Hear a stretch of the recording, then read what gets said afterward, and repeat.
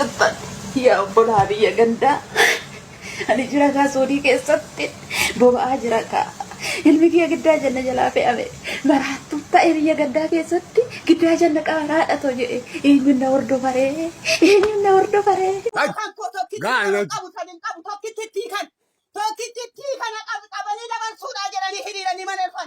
Waggoota 8 darbe keessa miseensaa fi caasaa waboo jedhamuun dargaggoonni nagaan jumulaan ajjeefamaa ba'an.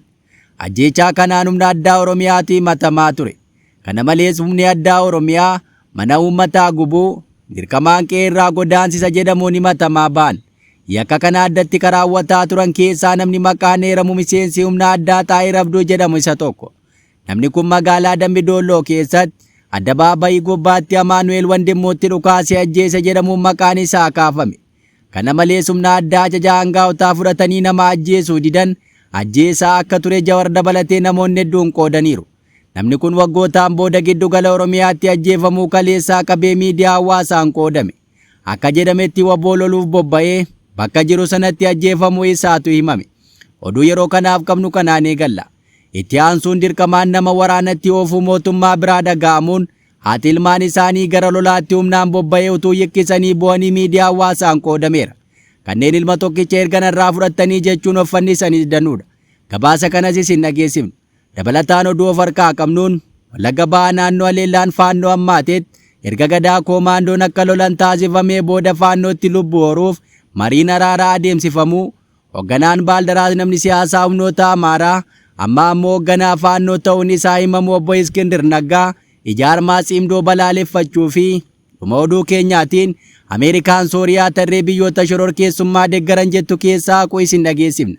Hanga dhumaatti obsaan nu caqasaa jechaa kanneen chaanala keenyaaf haaraa taatan dhugaa miidiyaa sabskiraayib akka gootan akkasumas laayikii fi sheer gochuun nu bira akka dhaabbattan isinii himaa oduun qabnu kunooti. Waboon nama ajjeechaa hamaa raawwataa ture jedhamu Shawaa Bahaatti ajjeesuu hime. Fayyadamtoonni miidiyaa hawaasaa kaleessaa qabanii waan facaafattee hammatta jechuun maxxansa walii qoodaa jiran. Taateen kun namni poolisii humna addaa Oromiyaa keessa jiru maqaan isaa Xaahir Abduu jedhamu waggoota 8 darbe maqaa caasaa waboo jedhuun bakkeewwan hedduutti namoota nagaa ajjeesaaf dararaa akka ture ajjeefame jedhamu hordofeeti. Nama kana Jawar Mohaammed tarree yakkamtoota saaxilaa ture keessatti maqaa isaa irra deddeebiin kaaseera. Dambidollootti waggoottan darbe Amaanu'eel Wandimmoo Addabaabayii irratti rasaasaan kan ajjeese isa akka ture simama. Namni kun Qellee Wallaggaa hanga Shawaatti yakka ajjeechaa suukanneessaa hedduu raawwataa ture jedhan. Yakka hamaa ajjeechaa namoota nagaa hedduu keessaa harka qabu ka jedhamu Xaahir Abduu waggoottan booda ofii isaatis gidduu kana waboon ajjeefamuu gabaasni ba'ee foomseera. Yeroo sanatti akka Jawar maxxansaa turetti poolisiin Xaahir Abduu jedhamu dur miseensa raayyaa ittisa biyyaa ture. Ajajaa 50 ta'ee osoo jiruu naamusaan ari'ame. Booddee yeroo jijjiiramaa Sanqalleetti haaromsa fudhatee humna addaa poolisii Oromiyaatti marsaa 27ffaa leenji'ee Dambidollootti ramadamuu isaa ibse. Yeroo ammaa ammoo Shawaa Bahaa magaalaan maqii akka tures gabaasaa tureera. Xaahir Abduu kun bulguu hamaadha ka jedhe Jaawar. Namni kun miseensota poolisii dabalatee lubbuu namoota hedduu balleesseera jedha. Keessumaa aanaa Laaloo Assaabii faanaa Gullisootti lubbuu nama hedduu galaafachuu isaa caqasee aanaa Gidaamitti ammoo miseensa poolisii humna addaa akka ture mucaa Fara'aan jedhamu ajjeesuu isaa himee ture. Erga reeffii Fara'aan guyyaa 2 ala bulee booda uummanni kaasee iddoo Kireecharii jedhamutti awwaalee jedha. Xaahir Abduu miseensaafis ta'e uummataaf nama naasuu hin qabnedha jechuun irratti barreessaa ture. Ibsa kana akka kennaa ture garuu miseensota humna addaa isa waliin hojjetaa turan yoo ta'u yakka inni hojjetaa ture eessattiif akkamiin namoota ajjeesaa akka ture Jawariif barreessaa turaniiru. Xaahir Abduu miseensa waraanaa humna addaa Oromiyaa yoo ta'u ajjeechaa kana isuma qofatti quba qabuun gaarii miti ka jedhan namoonni siyaasaa isa duuba taa'uun ajaja kennaa warra turantu balaa guddaa baatee deema jechuun ibsu. Haa ta'u malee Xaahir Abduu kan Amaanu'eel Wandimmoo Dambidollootti ajjeese humna waraana bilisummaa Oromoo naannoo Shawaa Bahaa dugdaa keessa socho'uun ganda daraaraa daalachaatti gidduu kana ajjeefamuu isaa gabaafameera. Kanarraa ka'uunis namoonni hedduun gatii harka isaa argate jechuun marsaa miidiyaa hawaasaa gubbaa walii qoodan. Oduu keenya itti aanuun mootummaan dirqamaan namoota gara waraanaatti bobbaasuun yaaddoo guddaa uume. Ilmi namaa aarsaa guddaan itti kaffalamee ka guddatu inumaa Oromiyaa keessatti haati Oromoo itti cabdee itti arrabsamtee daa'ima ishee bor galgala koo bareecha jechuun guddifatte. Haati Oromoo mudhii hidhattee ilma guddifatte deebitee yoo humna waraanaan nabduu abdiin jireenyaaf qabdu guutummaatti du'a. Haala kanarraa akka ka'e bara kana godina Jimmaatti ilma ishee dirqamaan waraanatti erginaan haati Oromoo of ajjeesuu marsaa miidiyaa hawaasaan gubbaan qoodamaa tureera. Taateen kun kanaan hin dhaabbanne dirqamaan gara waraanaatti fe'uun haalaan dabale. Miidiyaa hawaasaa gubbaa irratti sagaleen boo'ichaas imimmaan haadha Oromoo utuu lola'uuf viidiyoon agarsiisu haalaan qoodameera. Ilma koo tokkicha na gargaaru kana jiraachisu humnaan waraanatti oofaa jiru jechuun haadholiin Oromoo akka nama maraatee utuu ta'anii mul'atan. Haalli kun baay'ee kan nama shororkeessuuf yaaddoo olaanaa namatti uumu ta'eera. Taateen kun bahaa dhiyaa kaabaa kibbaa kan hin qabne guutummaa Oromiyaa keessaa dhaga'amaa jira. Gama kaaniin ilmi dirree waraanaatti duraa du'ee kanneen boo'icha ta'an guyyaa irraa dabalaa akka jiran himameera. Kun ammoo hangam biyyattii keessatti lolli adeemaa jiru lubbuu lammiilee galaafataa akka jiruuf agarsiiftuudha jedhame. Caasaan mootummaa ganda irratti diriirse dirqamaan nama gara waraanaatti fe'aa jiru ka jedhan haalli kun yaaddoo guddaa uumuu isaa lammiileen himataniiru. Abbaan maatii daa'imman hedduu irraa dirqamaan qabamee qawween itti kennamee gara lolaatti manaaf araddaa isaa irraa deemsifamaa jira. Dirqamni kun kanneen ganda gaggeessan irrattis yoo baay'inaan loltuu mootummaan karoorse dhiyeessuu baatan ofii keessanii deemtu jedhamuun doorsisni irra ga'aa jiraachuu isaa gabaasni kun akeeke. Namoota hedduu dirqamaan gara waraanaatti geejjibsiisuun waggoota kalakkoofsise yoo ta'u, kadheenya kana addatti gidduu kana ammoo daran yaachisaa fi sodaachisaa ta'uu isaa dhaga'ameera. Taateen kun gama tokkoon caasaan mootummaa yeroo harka qalleeyyiitti mana ijaaraa jirra, jireenya isaanii fooyyessaa jirra jechuun gabaasaa jiran itti raawwate. Miidiyaa irraan waa'ee mana haadha hiyyeessaatti ijaaruu gabaasaa duubaan ammoo haadha hiyyeessaa akka fira hin qabne kan of harkaa waa hin qabne ilma butanii jalaa gara waraanaatti geejjibsiisuun dhaga'ameera. Haati aariin qalbii dabarseef hedduu muddamanii iyyanii watwaatan miidiyaa hawaasaa gubbaan namoonni walii qoodaa jiran. Haati kun abiyyi inni haadha hiyyeessaa kaanitti mana ijaaru ilma koo tokkittii yoona jalaa dirree waraanaa deemtu maanaa dirmachuu dhabe jechuun dubbatu. Haati kun seerri isiniif hojjetu ana ammaa hin hojjenne ka jedhan furmaata sargataa akka hin jirre hubachuun akka maraatuutti iyyanii wacanii utuu dubbatanii argamu. An tokkicha malee hin qabu kan naa qotu kana sooru ilma koo tokkichaa jedhu. Maaf ija na balleessitu maamu kanatti murtu ka jedhu sagalee haadha hiyyeessaa kanarraa dhaga'ameera.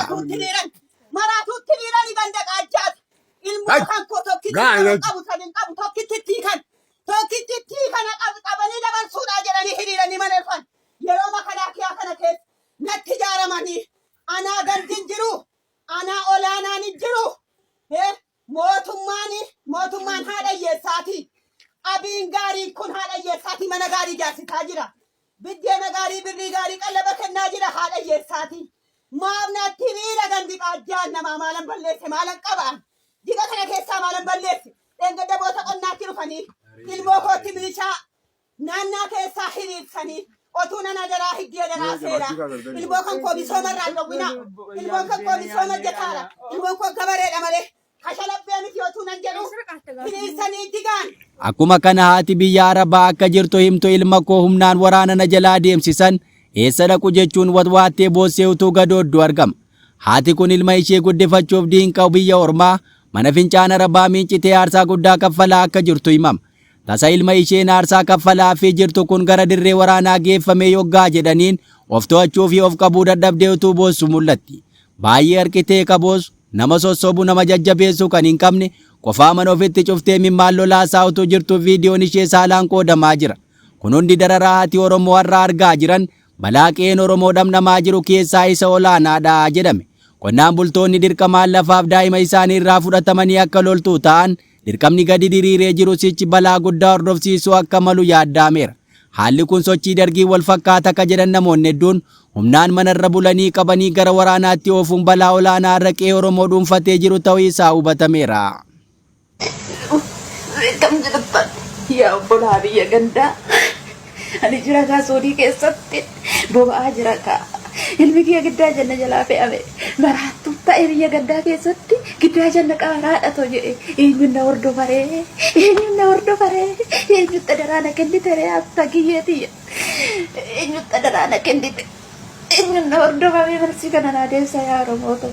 Oduu keenya itti aanuun aleellaan faannoo irratti gadaa koomaandoo ka jedhamuun fudhatamuu yoo eegalutti araarri ta'ame. Yeroo hedduu wayitaa aleellaan faannoo raawwatu furmaata hundee kennisiisuu irra mala yeroof qabbaneessuu jedhutti dhimma ba'achuun mootummaa gaaga'amaa hamaaf uummanni akka saaxilamu taasiseera jedhan. Rakkoo kana irraa akka ka'e humni faannoo hundeen dhabamsiifamuu hanqachuun irra deddeebiin aleellaan uummata irra gaarratti akka raawwatamu ta'e.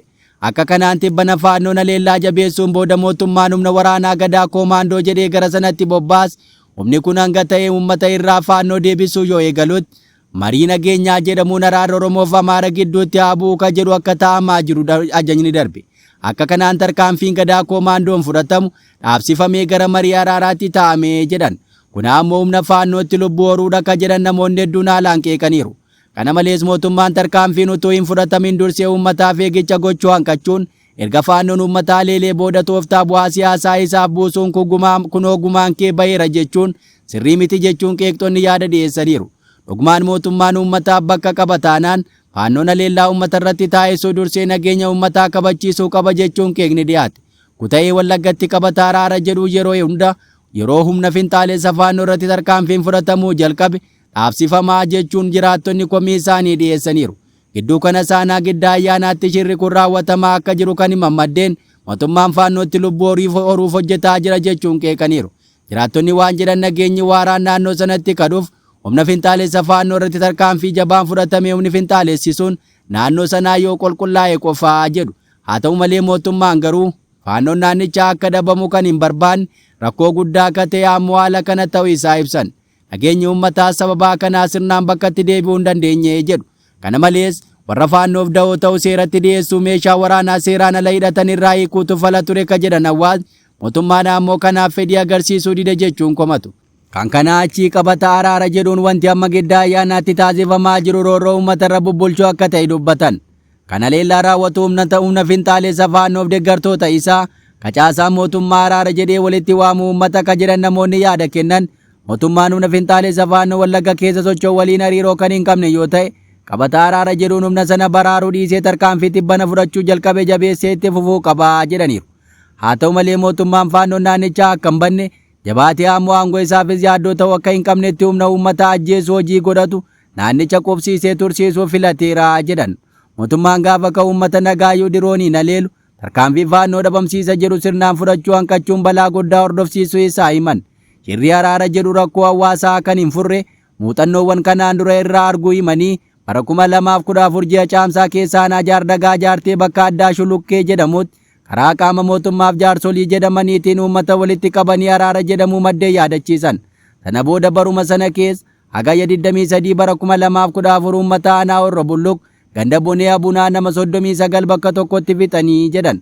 Achii booda bara 2015 gaafa guyyaa 12 kaasee uummata aanaa jaardagaa jaartee nama 200 oltu magaalaa jaardagaa keessatti humna finxaalessa faannootiin dhume jechuun ibsan. Aanaalee akka Kiiramu, Gidda Ayyaanaa, Abee Dongoroo fi Amuruttis yeroowwan garaa garaa qabata araara jedhuun gochaan humna finxaalessa faannoo baraaruu raawwatamu ibsanii humni kun ergasii of ijaaree uummata irratti daguuggaamaa raawwachuu caqasan. Humni finxaalessa faannoo naannawaa sana socho'u yeroo aleellaan humnoota mootummaa Oromiyaatiin itti cimu dafee maanguddoota caasaa mootummaatti ergee qabata araara jedhuun aleelamuu irraa of baraaraa jedhan. Ergasii ammoo qophii gahaa taasisanii aleellaa isaaniitti akka deebi'an dubbatan. Ammas akka kanaan humni nama keenya ambulaansii waliin gube bara baraan tooftaa araara jedhuun of baraaruu bare kun araara jedhee maanguddoo ergee caasaa mootummaa uummata walitti qabsiisaa jira jechuun qeeqaniiru. Kun akka faannoof golgaa ta'u irraa adda akka hin taane jiraattonni himaniiru. Oduu keenya itti aanuun Tsiimdoon marii hoogganoota faannoon ala ijaarsa ijaaramedha jechuun Iskindir Naggaa balaaleffate. Dhiyeenya lubbuun darbuun isaa gabaafamaa akka ture namni dirree waraanaa keessatti ajjeefame jedhan obbo Iskindir Naggaa sagaleedhaan yaada kenneen dhimmoota hedduu dubbateera. Ijaarsa kaaba Itoophiyaa Eertiraa fi TPLF waliin eegalan ka gurmuu waraanaa Tsiimdoo jedhamu hoogganni faannoo hundi quba akka hin qabne namni kun dubbate. Haalli dubbii isaa kun caasaan faannoo jedhaman waliin dhumaa isaaniif wal hubannoo akka hin qabne hubatameera. Humnoonni Amaaraa aadaa aangoo wal ajjeesuu ka qaban adeemsa kana itti fufsiisuun ammas taanaan adeemsuma kanaan yaada hedduu deddeemsisaa akka jiran hubatama. Namni hoogganaa Baaldaraas ture ka magaalaa Finfinnee keessatti sochii bal'aa taasisaa ture obbo Iskindir Naggaa adeemsa Tsiimdoo cimsee balaaleffata. Yaada Docheveleef kenne kanaan Tsiimdoon miseensi faannoo hundi marii irratti utuu hin taasisin qaama ijaaramedha jedha. Hoogganoota faannoo keessaa tokko ka ta'e obbo Iskindir marii tokko malee hariiroon siyaasaa Tsiimdoo waliin tolfamu balaa waan qabuuf fudhatama hin qabaatu jedheera. Kana malees Tsiimdoon diina Amaaraa fi diina Itoophiyaati jechuun farraje. Dhiibbaa guddaan irratti taasifameera jechuunis ka komatu namni kun faannoo keessatti itti gaafatamummaan isa hin madaalle waan kennaniif san fudhachuu akka dide himeera. Mootummaa qofa utuu hin taane hidhattoota faannoo murtaa'aniin jibbamuu isaas kan himu namni kun Isaan kun humnoota mootummaa waliin ta'uun akka waan inni du'eetti gabaasa qindeessaa akka turan dubbata. Qabsoo karaa nagaa magaalaa Finfinnee keessatti gaggeessaa akka tureef illiitii Amaaraa waggootaaf siyaasa biyya kanaa keessatti maqaan isaa heeramu haala ammaa kanaan bosona seenuuttis kan hin gaabbine ta'uu isaa himeera. Oduu keenya dhumaatiin Ameerikaan Sooriyaa tarree biyyoota shororkeessummaa deeggaran jettu keessaa haquun himame. US wiixataa Sooriyaa tarree biyyoota shororkeessummaa deeggaran jettu keessaa haqxe. Damaasqoon qormaata guddaa investimentii danqeetu ka'ee jechuun gammaddeetti. Hariiroo US fi Sooriyaa eegi mootummaan haaraa dhufee jabaachaa akka jiru miidiyaaleen gabaasu. Akka weebsaayitii ministeera maallaqaa US irratti maxxanfametti Tiraamp tarkaanfii Sooriyaa tarree biyyoota shororkeessitoota deeggaranii keessaa haquuf akeeka qabaachuu Koongireensiitti kan hime adoolessa 8 bara 2026 ture. Tarkaanfiiwwan kunneen gochaawwan gaggaarii bulchiinsa mootummaa Sooriyaa Pirezidaantii Ahmad Al-Shaaraaf beekamtii kennuu fi gara fuulduraatti Sooriyaa gochaawwan shororkeessummaa idil addunyaa irraa fageessuuf kutannoo akka qabaatu jajjabeessuuf tarkaanfii fudhatamanidha jechuun ministeerri dhimma alaa US Marco Rubio himaniiru. Ministeerri dhimma alaa Sooriyaa dilbata kaleessaa gama isaaniin Asaad Al-Shibaan Rooyitersitti akka himanitti gufuudhumaa kana kaasuun Sooriyaa sirna maallaqaaf dinagdee addunyaatti deebisa, investimentii ishee ni dabalaa jedhan. Kana booda gufuun investimentii hin jiraatu, daldalachuu fi dinagdee Sooriyaa deebisanii ijaaruudha jechuun ibsan. Sooriyaan bara 1979 wayita Waashingitan pirezidaantii duraanii biyyattii Hafez Al-Asaad hidhattoota deeggara jettee ni kaasee tarree shororkeessitootaa keessatti ramadamte. Ramaddiin kun bara bulchiinsa Bashir Al-Asaadis ittuma fufuu isaa ibsameera. Al-Asaad sadaasa bara 2024 hidhattoota pirezidaantii ammaa Ahmad Al-Shaaraatiin durfamaniin muddee 2024 aangoo irraa fonqolfame. Tarkaanfii miilana Sooriyaa tarree shororkeessitoota keessaa baasu kanaan garee hidhattoota Nusraa Firoont jedhamanis kan addatti dhaabbata shororkeessaa addunyaa jedhamee ramadame haqameera. Biyyoonni Kuubaa, Iraan, Kooriyaa Kaabaa ammallee biyyoota Waashingitan tarree biyyoota shororkeessitoota deeggaran jettu keessaa hin baane. Biyyootaaf tarree warra shororkeessitoota deeggaranii keessatti ramadamuun gargaarsa Ameerikaa ni dhabsiisa. Meeshaa waraanaa gurguruuf alatti ergachuu ni uggura. Qoqqobbii maallaqaaf oomishaalee waraanaaf kaanis ni uggura. Baankotaaf investorotaafis ni sodaachisaa jedhame. Ministeerri maallaqaa US amma dhaabbileen maallaqaa Ameerikaa Sooriyaaf tajaajila kennuu danda'u adeemsa baankota Sooriyaa keessatti kaffaltii mijeessuu fi bakka bu'iinsa baankotaa hariiroo baankotaa horachuu ni danda'u. Garuu qaama qoqqobbiin irra hin kaa'amne faana qofa ta'uu isaa ibsaniiru. Sooriyaan tarree biyyoota shororkeessitoota deeggaranii keessatti ramadamuun dhaabbilee biyyattii seenuu fedhaniif danqa seeraa fi adeemsa jabaa tureera. Waraana waggoota 14 booda Sooriyaa deebisanii ijaaruun doolaara biliyoonaan lakkaa'amu barbaada. Tarree biyyoota shororkeessitoota deeggaran keessaa haqamuu dursee mallattooleen tumsaa dhaabbilee Ameerikaa irraa mul'atanii jiru. Ministeerri maallaqaa baankii Ameerikaa fi dhaabbileen maallaqaa Ameerikaa waliin hojjechuun marii eegalamuu isaa ibsan. Tiraamp Koongireensiif akka himetti adoolessa keessa pirezidaantii Sooriyaa Ashaaraa waliin Ankaaraatti wal arguu booda Sooriyaa irraa danqaa hunda biyyatti deebisanii ijaaruu hanqisuu haquuf waadaa galee ture. Tarkaanfiin kun waliin marii dhimmoota imaammata dinagdeef dhimma alaa irratti ji'ootaaf Waashingitaniif Damaasqoo jidduu ture booda fudhatame.